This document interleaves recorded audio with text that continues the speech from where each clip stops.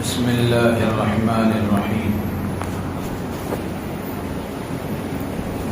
الحمد لله وكفى وسلام على عباده الذين اصطفى أما بعد. فأعوذ بالله من الشيطان الرجيم. بسم الله الرحمن الرحيم.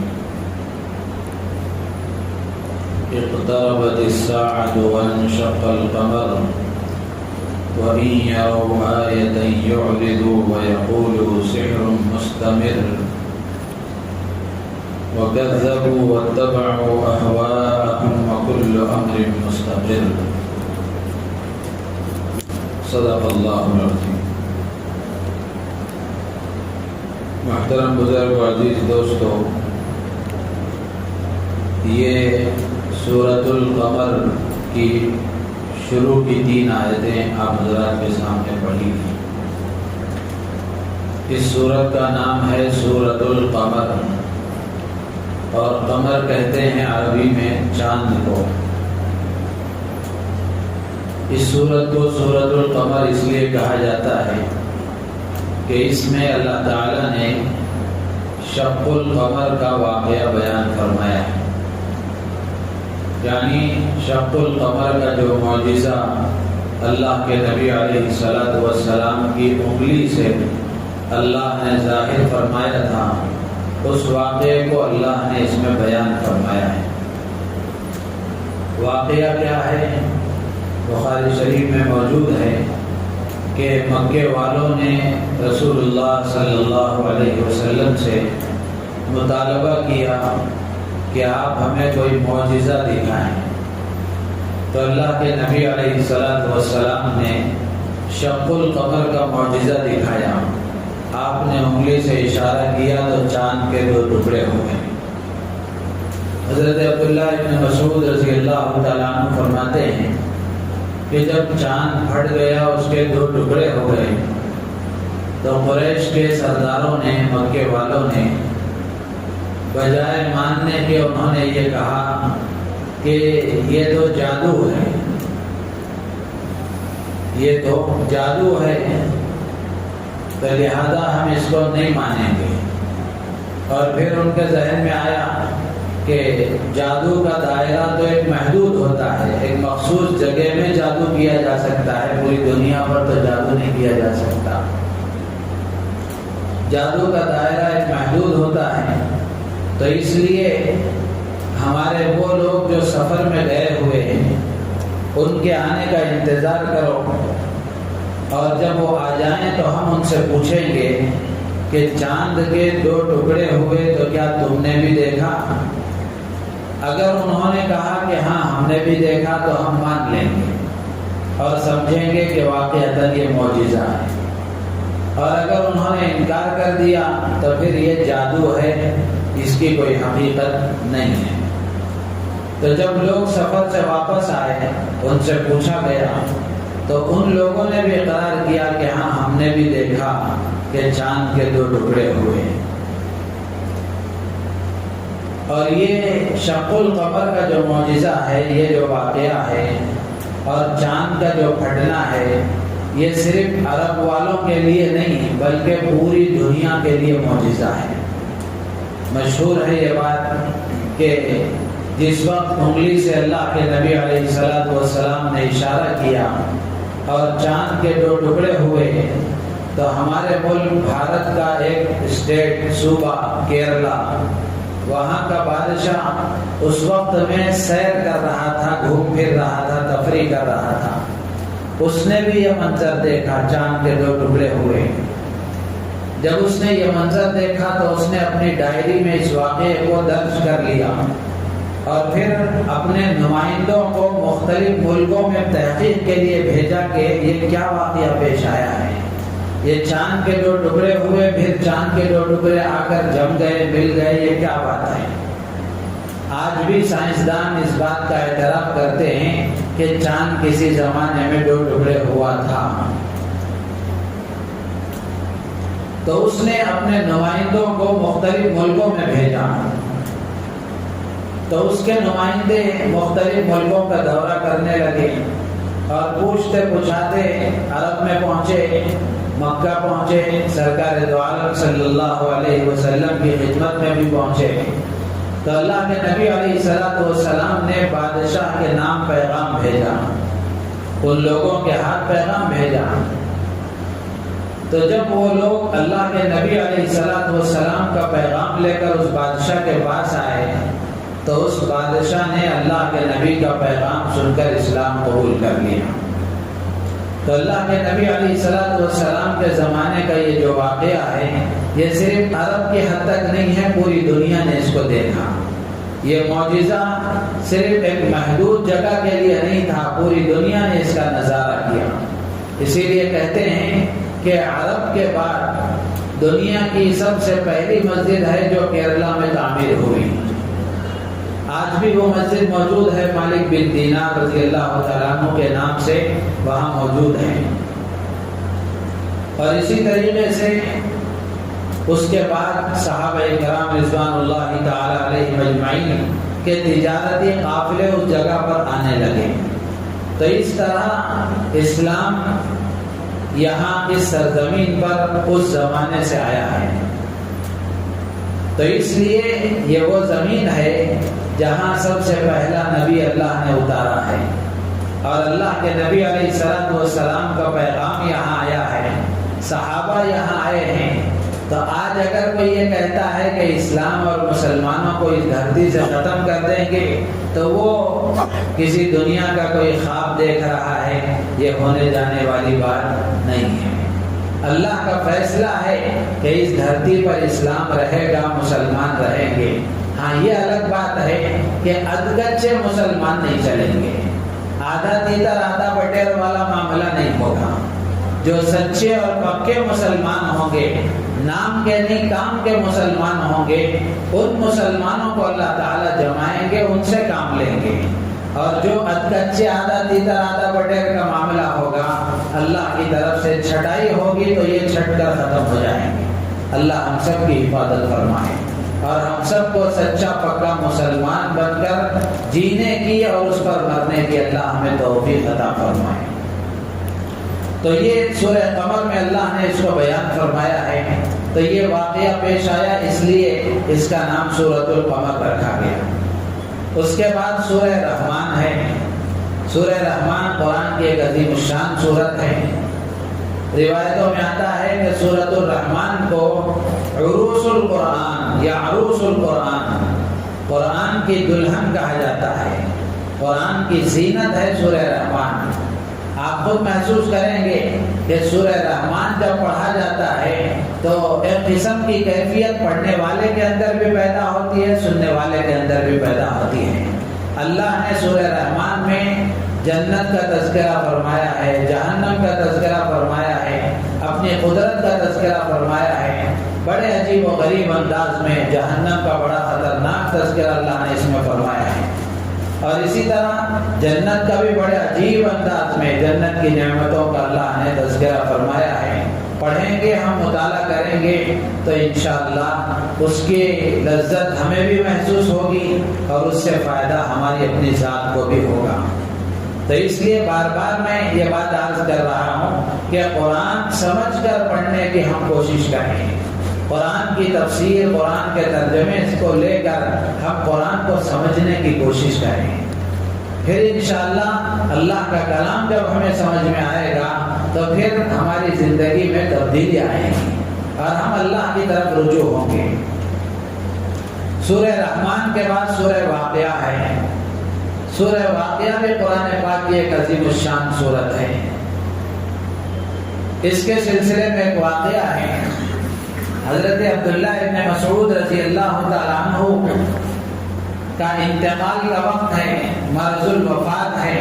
مرض الوفات کہتے ہیں وہ بیماری جس میں آپ دنیا سے تشریف لے گئے، صحت نہیں مل سکی آپ کو، تو اسے کہتے ہیں مرض الوفات۔ تو حضرت عبداللہ ابن مسعود رضی اللہ تعالیٰ عنہ کے مرض الوفات میں اس وقت کے خلیفہ حضرت عثمان غنی رضی اللہ تعالیٰ عنہ تشریف لائے، ان کی عیادت کے لیے تشریف لائے، اور پھر حضرت عثمان غنی رضی اللہ تعالیٰ عنہ نے حضرت عبداللہ ابن مسعود رضی اللہ تعالیٰ عنہ سے پوچھا کہ ما تشتکی، کیا شکایت ہے آپ کو، کیا تکلیف ہے؟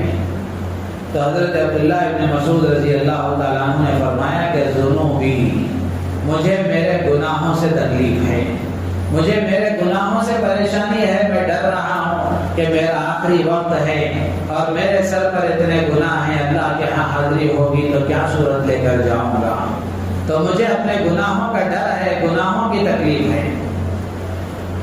پھر حضرت عثمان غنی رضی اللہ تعالیٰ عنہ نے پوچھا کہ ما تشتہی، کیا چاہتے ہو، کیا چاہت ہے تمہاری، کیا تم چاہتے ہو؟ تو حضرت عبداللہ ابن مسعود رضی اللہ تعالیٰ عنہ نے فرمایا کہ رحمت ربی، میں اپنے رب کی رحمت کا امیدوار ہوں، اپنے رب کی رحمت کا طلبگار ہوں اور اللہ کی رحمت کو چاہتا ہوں کہ اللہ تعالیٰ اگر رحمت کا معاملہ فرما دیں تو پھر بیڑا پار ہے، ورنہ مشکل ہے۔ پھر اس کے بعد حضرت عثمان غنی رضی اللہ تعالیٰ عنہ نے پوچھا کہ کیا آپ کی بیماری کے علاج کے لیے میں ڈاکٹر کو بلا لوں؟ تو حضرت عبداللہ ابن مسعود رضی اللہ تعالیٰ عنہ نے فرمایا کہ الطبیب امرضنی، ڈاکٹر ہی نے مجھے بیمار کیا ہے، ڈاکٹر ہی نے مجھے بیماری میں ڈالا ہے، بیماری میں مبتلا کیا ہے۔ یعنی حضرت عبداللہ ابن مسعود رضی اللہ تعالیٰ عنہ کے کہنے کا مطلب یہ ہے کہ حقیقی ڈاکٹر اور حقیقی بیماری کا علاج کرنے والا تو خدا ہے، اسی اللہ نے مجھے یہ بیماری دی ہے، تو لہذا کسی ڈاکٹر کے بلانے کی کوئی ضرورت نہیں ہے۔ تو پھر اس کے بعد حضرت عثمان غنی رضی اللہ تعالیٰ عنہ نے پوچھا کہ کیا میں بیت المال سے تمہیں ہدیہ دے کر بھیجوں؟ تو حضرت عبداللہ ابن مسعود رضی اللہ تعالیٰ عنہ نے پوچھا کہ امیر المومنین، انتقال کا وقت ہے، دنیا سے جا رہا ہوں، دنیا چھوڑنے کا وقت ہے، ایسے موقع پر دنیا لے کر کیا کروں گا؟ لا حاجت لی فی، مجھے اس کی کوئی ضرورت نہیں۔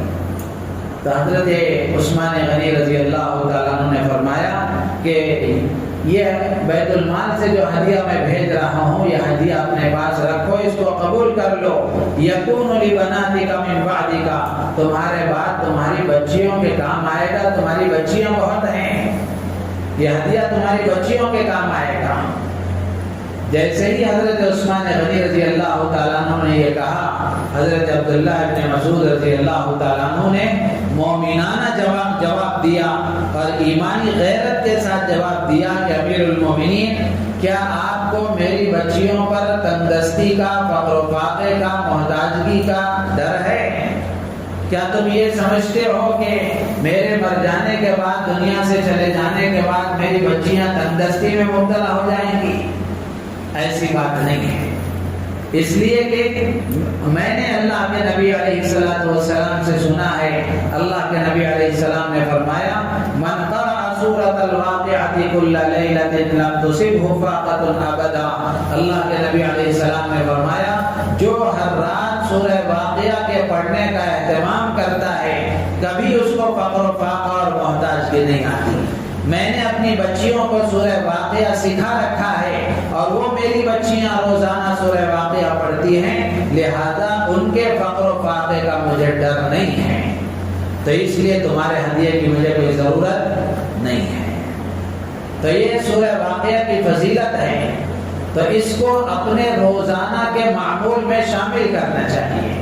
روزانہ مغرب کے بعد یا آخری درجے میں عشاء کے بعد سونے سے پہلے سورہ واقعہ کے پڑھنے کا اہتمام کریں، مرد حضرات بھی کریں، عورتیں بھی کریں۔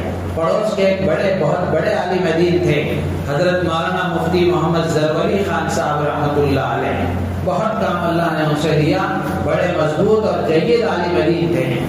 وہ فرمایا کرتے تھے کہ سورہ واقعہ کی تلاوت اگر عورتیں کریں تو زیادہ مؤثر ہے، روزی میں برکت کے لیے گھر کی عورت اگر سورہ واقعہ کی تلاوت کرے تو یہ زیادہ مؤثر ہے۔ اس کا یہ مطلب نہیں ہے کہ مرد حضرات نہ پڑھیں، ان کو چھٹی ہے، یہ مطلب نہیں ہے۔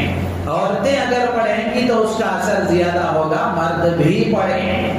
ایسا نہیں کہ گھر میں جا کر آرڈر کر دیں آج سے روزانہ آپ کو سورہ واقعہ پڑھنا ہے، میری روزی میں برکت ہوتی رہے گی، تمہیں جو چاہے وہ ملتا رہے گا، ایسا نہیں ہے۔ آپ کو بھی پڑھنا ہے اور اپنی گھر کی عورت کو بھی کہنا ہے، اپنے گھر کی عورتوں اور بچیوں سے بھی کہنا ہے کہ تم بھی پڑھو گی تو ہماری روزی میں برکت ہوگی، سب کی روزی میں برکت ہوگی اور گھر میں اللہ خوشحالی لائیں گے۔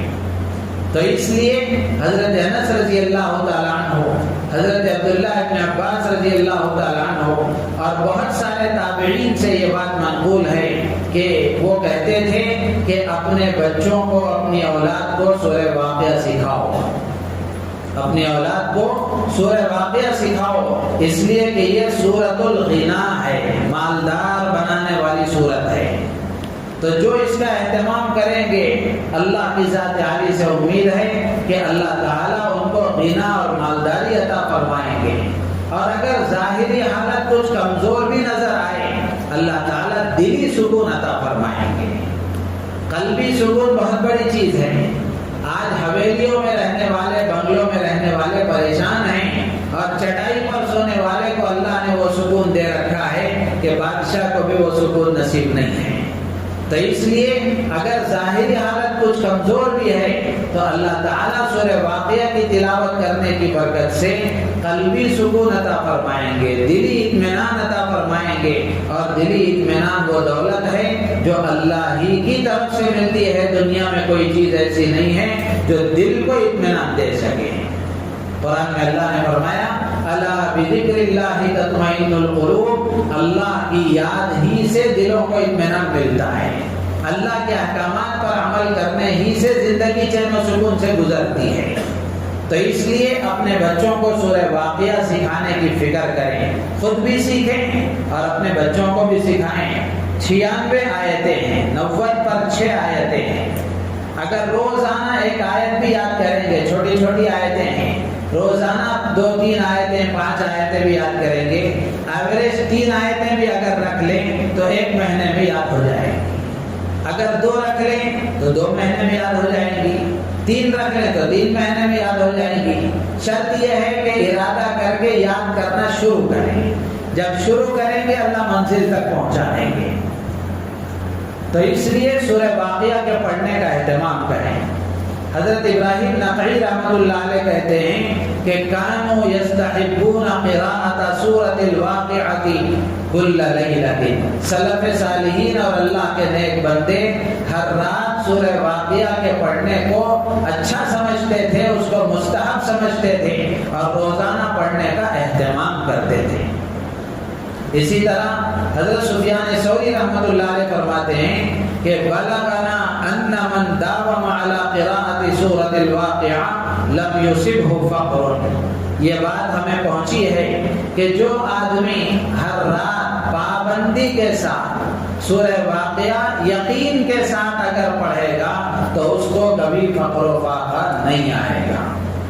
اسی لیے امام قرطبی رحمۃ اللہ علیہ نے لکھا ہے کہ سورہ واقعہ کی تلاوت آدمی کے لیے فقر و فاقے سے حفاظت کا سبب ہے۔ تو اس لیے روزی کی تنگی کا شکوہ کرنا اور کاروبار کے نہ چلنے کی شکایتیں کرتے ہوئے نہ تھکنا، اس کے بجائے کرنے کا کام یہ ہے کہ نمازوں کا اہتمام کریں۔ نماز اور روزی کو بڑا گہرا تعلق ہے۔ نماز اگر پابندی کے ساتھ پڑھیں گے اللہ روزی میں برکت دیں گے، اس کے ساتھ ساتھ روزانہ سورہ واقعہ کے پڑھنے کا اہتمام کریں، انشاءاللہ اللہ کی ذات سے امید ہے اللہ تعالیٰ روزی میں برکت عطا فرمائیں گے۔ اور سورہ واقعہ اس کا نام واقعہ ہے۔ واقعہ قیامت کا ایک نام ہے۔ قیامت کے بہت سارے نام اللہ نے قرآن میں نقل فرمائے ہیں، تو ان ناموں میں سے ایک نام الواقعہ بھی ہے۔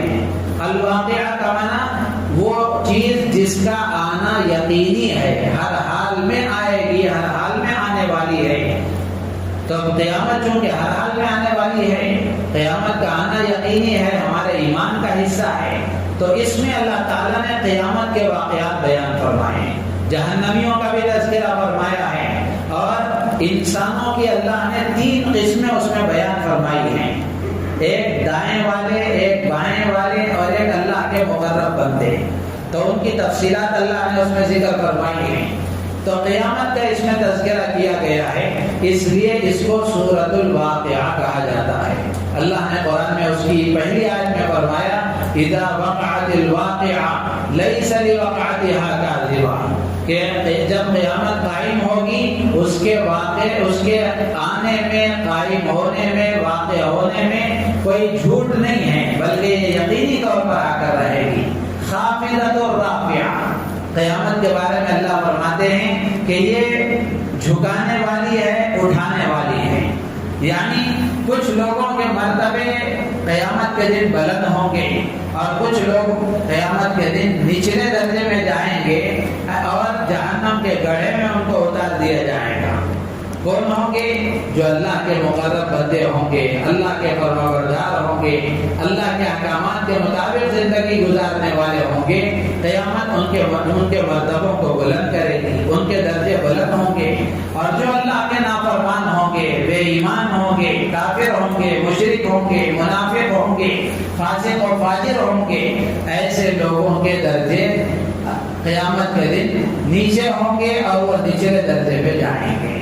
تو اس لیے یہ سورہ واقعہ اگر پڑھیں گے، سمجھ کر اگر پڑھیں گے تو قیامت کی یاد آئے گی، جنت کا شوق پیدا ہوگا، جہنم کا خوف پیدا ہوگا، اس سے بچنے کا داعیہ پیدا ہوگا اور جنت کو حاصل کرنے کا شوق پیدا ہوگا۔ اللہ تعالیٰ ہم سب کو عمل کی توفیق عطا فرمائے۔ سبحان اللہ۔